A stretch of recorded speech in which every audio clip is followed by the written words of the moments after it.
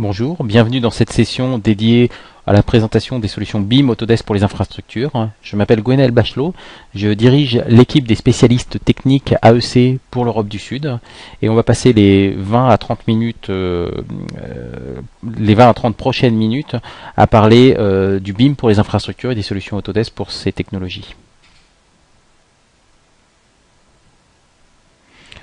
Au programme, donc, on discutera de pourquoi le choix d'Autodesk, des défis de ce secteur. Bien sûr, on présentera le BIM, on parlera des solutions BIM pour les infrastructures. On parlera aussi des défis qui sont liés au workflow du BIM, et puis bien sûr aux solutions Autodesk pour les infrastructures. On parlera aussi d'abonnement, et on parlera de ce que vous pouvez faire par la suite. Donc d'abord, Autodesk est sur... a été un des leaders de ce marché depuis l'introduction d'AutoCAD il y a près de 30 ans. Aujourd'hui, Autodesk offre l'un des portfolios logiciels les plus étendus qui couvre tous les secteurs de la conception, que l'on parle de dessin basique 2D à des conceptions 3D évoluées comme le digital prototyping, le BIM, ou aussi les effets spéciaux dédiés au monde du jeu vidéo ou du cinéma. Aujourd'hui, avec plus de 10 millions d'utilisateurs légaux, donc qui ont fait l'acquisition de leur licence, et plus de 800 000 entreprises qui profitent de nos outils, Autodesk est parmi les éditeurs les plus représentés sur le marché. Il faut à cela ajouter en fait des partenaires de développement de l'ordre de 3600 à travers le monde, et puis des étudiants formés tous les ans à nos outils, et là on parle de 1,2 million étudiants formés tous les ans aux outils Autodesk.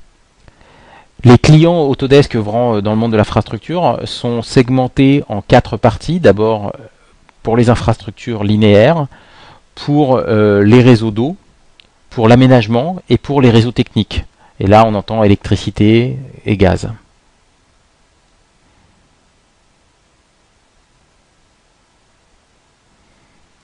Si on parle des tendances mondiales du marché, la première des grandes tendances que l'on peut voir apparaître, c'est l'urbanisation. Aujourd'hui, plus de 50% de la population mondiale vit dans des villes. Et on sait que cette tendance va continuer à augmenter. On estime qu'en 2030, 5 milliards de personnes vivront dans des zones urbaines, ce qui correspond bien sûr à une augmentation quand on compare ces 5 milliards, pardon, j'ai dit 5 millions, 5 milliards, quand on compare aux 3,5 milliards actuels. Une autre tendance très forte est liée aux ressources naturelles et à la disponibilité de ressources naturelles à un coût accessible.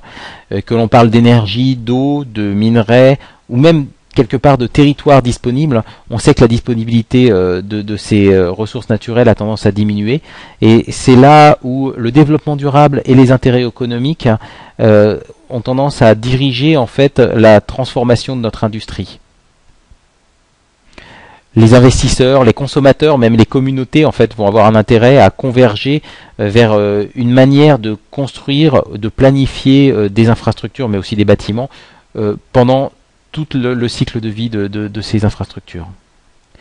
Une autre caractéristique actuelle, eh bien, c'est la concurrence et la consolidation. On sait que le marché est extrêmement concurrentiel et que les différentes entreprises ont besoin de faire plus en moins de temps, avec moins de moyens, et donc de délivrer aussi leurs projets beaucoup plus rapidement et avec moins d'impact environnemental. Les projets eux-mêmes deviennent plus complexes. On a besoin de beaucoup mieux coordonner, communiquer tout ce qui est conception, les matériaux utilisés, les plannings, les budgets, même le fait de respecter des lois locales, et tout ça à travers des teams qui sont des équipes qui sont de plus en plus éparpillées et avec des parties prenantes aussi très variées. Et puis dernier point, il y a une explosion vraiment très importante des nouvelles technologies dans lesquelles on peut intégrer le cloud computing, donc l'informatique dans les nuages, et la mobilité, la possibilité d'accéder sur des plateformes mobiles en fait à ces intentions de design. Le cloud, ça permet en fait des puissances de calcul quasiment infinies, et donc ça permet de réaliser des analyses de manière beaucoup plus rapide qu'auparavant, de réaliser aussi des rendus réalistes beaucoup plus rapides, et puis de gérer bien sûr beaucoup plus de données. Pour les projets d'infrastructure linéaire, ces tendances globales en fait ont un impact important et on sait que nos clients ont besoin d'améliorer leur processus de conception, de construction. Ils ont besoin de travailler avec des outils basés sur des modèles pour améliorer ces éléments. Ils ont besoin d'utiliser des outils qui sont vraiment dédiés à la conception de routes, de voiries, de ces infrastructures linéaires, des outils spécifiques. Ils ont besoin aussi de centraliser leurs données, que ce soit des données CAO ou des données issues de systèmes d'information géographique, pour que l'avant-projet, la planification, soit réalisée plus facilement. Ils ont besoin aussi de réaliser des analyses environnementales et les modèles de données, les modèles de données 3D peuvent aider sur ce point-là, bien sûr. Et chez nos clients aussi, on voit qu'on a besoin d'augmenter la valeur du modèle, en fait, et de permettre plus facilement la visualisation ou l'automatisation de la construction. Les problèmes liés à ces projets d'infrastructure, les défis en fait auxquels doivent répondre les clients, sont assez nombreux. Le premier d'entre eux, c'est comprendre les conditions existantes. Et là, que l'on parle de gérer un réseau enterré ou de faire une planification, un avant-projet vraiment très tôt dans un projet pour un élargissement de route, par exemple, ou pour une voie de chemin de fer à haute vitesse, on sait qu'il est très important de connaître les conditions existantes et ça, que l'on utilise des données topo, des données de végétation, des données de réseau enterré, des données qui indiquent le patrimoine existant, depuis combien de temps ce patrimoine a été mis en service. Donc quelles que soient ces sources de données, on sait qu'elles existent dans différents formats, elles existent à différents endroits, et même à l'intérieur d'une simple organisation, il est souvent difficile d'y accéder et d'agréger ces données-là. Un autre des défis, c'est de communiquer les projets à toutes les parties prenantes, et on sait que la communication à partir de dessins techniques 2D est très difficile, parce qu'elle est difficile à s'approprier, il faut être spécialiste pour comprendre des dessins 2D. C'est l'un des éléments qui est vraiment un des défis vraiment très importants. Un autre des défis, c'est d'avoir en fait différentes alternatives, différents choix de conception et de respecter les normes locales ou les contraintes du projet. Enfin, on sait que les projets vivent et que évaluer en fait des modifications, évaluer l'impact de ces modifications, même la faisabilité de modifications, prend du temps et que c'est un des défis importants de ne pas avoir à tout refaire en permanence parce qu'on veut tester une nouvelle alternative. Et ces modifications, eh bien, elles peuvent aussi entraîner le dernier des défis qui est un dépassement de budget. Et ce dépassement de budget, souvent, il est induit par le travail répétitif que peuvent provoquer des modifications dans le projet initial. Alors le BIM. L'un des avantages du BIM, c'est de transformer tous ces défis en avantages. D'abord, on peut gagner en perspicacité à chaque phase du projet d'infrastructure. Et ça, on va en parler tout de suite.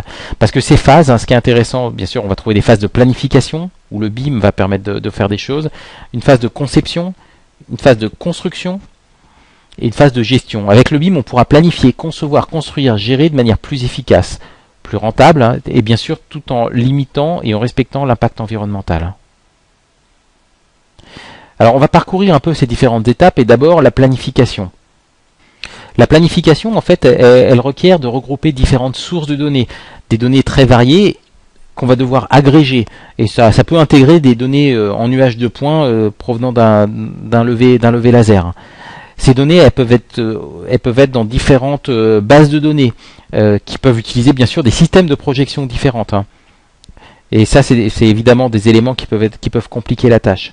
Souvent, on doit ajouter à ces données en fait des informations, autant d'informations que possible. On va devoir, avec ces données, évaluer les conditions existantes. On va identifier les problèmes avant la construction, avant même la conception, et on va aussi pouvoir communiquer très tôt un impact potentiel. L'un des points que l'on constate, un défi important, c'est que souvent l'avant-projet il est dissocié de la conception finale. Il est dissocié parce que souvent on ne peut pas dessiner directement des alternatives dans le projet lui-même. Or, eh bien, la solution c'est évidemment d'utiliser des solutions BIM qui permettent de créer des modèles qui représentent l'environnement naturel, l'environnement existant, et d'évaluer dans un seul de ces modèles plusieurs avant-projets, plusieurs possibilités, plusieurs alternatives pour les projets que l'on souhaite mettre en place et communiquer en fait ces propositions de manière instantanée, de manière beaucoup plus efficace. Un autre des défis dans la phase de planification, c'est de créer des visuels de qualité en fait pour aider les parties prenantes à mieux comprendre, à mieux appréhender un projet. Souvent, ça c'est quelque chose qui demande du temps. Avec les solutions BIM pour infrastructure, on va naviguer en temps réel dans un modèle 3D riche. On va naviguer de manière interactive. On va pouvoir switcher, passer d'une alternative, d'un choix de conception à une autre, et puis produire directement en fait en phase planification des images et des animations vidéo. Dans la phase conception, le BIM pour les infrastructures va avoir aussi plusieurs impacts. On va pouvoir effectuer des modifications sans incidence sur la nomenclature et en générant de la documentation directement. On va pouvoir intégrer analyse et simulation directement dans le modèle. On va pouvoir faire par exemple de la simulation 4D qui va montrer en fait la construction des modèles 3D dans le temps. On va pouvoir aussi du coup pouvoir planifier mieux par exemple des fermetures de routes ou de ponts. On va pouvoir aussi montrer des mouvements de terre directement dans ces animations 4D. Et on va produire une documentation plus précise et qui vivra avec les évolutions du projet. L'un des points que l'on peut donner en exemple, c'est la création de modèles d'intersection 3D. Souvent, c'est quelque chose qui est difficile à faire en mode conception. Dans les solutions BIM pour infrastructure Autodesk, il y a un assistant intégré qui va permettre de réaliser automatiquement ces tâches chronophages, comme la création des géométries à l'intersection. Et du coup, cette géométrie elle devient partie intégrante du modèle. Dès qu'on fait une modification, elle est répercutée sur l'ensemble du modèle. Et les éléments de ce modèle sont interdépendants. Dès qu'on fait une modification quelque part, ça a un impact sur l'ensemble du modèle. On est dans un modèle dynamique. Toujours dans la phase conception, on sait très bien que la conception de route amène des modifications permanentes. Et ces modifications, elles ont un impact sur la nomenclature, elles ont un impact sur la documentation, parce que dès qu'on fait ces modifications, on doit impacter en fait la documentation et la nomenclature du projet. Et bien sûr, en travaillant en mode BIM, ce qui est très intéressant, c'est que ces modifications qu'on apporte au projet, elles ont tout de suite une répercussion, y compris jusqu'à la documentation, puisque tout est lié. On est dans un seul modèle et on va pouvoir directement avoir ces impacts.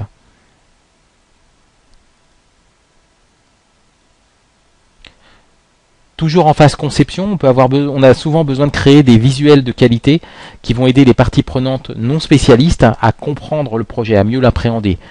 Cette visualisation, c'est aussi un des éléments importants du BIM pour les infrastructures, c'est qu'elle est intégrée au modèle de conception. Dès qu'on va modifier la conception, on va très facilement en fait effectuer la mise à jour de tout ce qui est visualisation, que ce soit des vidéos, que ce soit des images avec des rendus précis. C'est lié au modèle de conception, ce qui va permettre d'aller beaucoup plus vite. Et donc de communiquer beaucoup plus facilement l'idée du projet et de faire en sorte que les parties prenantes appréhendent correctement le projet. Un autre point important et qu'on constate aujourd'hui, c'est que les équipes projet, elles sont souvent dispersées et elles doivent communiquer. Elles sont dispersées géographiquement, elles sont pas sur le même site. Elles doivent communiquer en fait les modifications. Et bien sûr, la solution, toujours dans le monde BIM pour infrastructure, c'est d'avoir une collaboration en temps réel sur le projet. Que ce soit avec des outils comme Vault, Collaboration AOC ou Buzzsaw, on a la possibilité de partager des données de manière très facile. Ce que ça permet de faire du coup, c'est d'avoir des modifications qui sont répercutées sur l'ensemble du modèle et que chaque membre d'équipe peut accéder rapidement. Et du coup, la coordination des équipes est améliorée parce qu'on a une source d'information unique.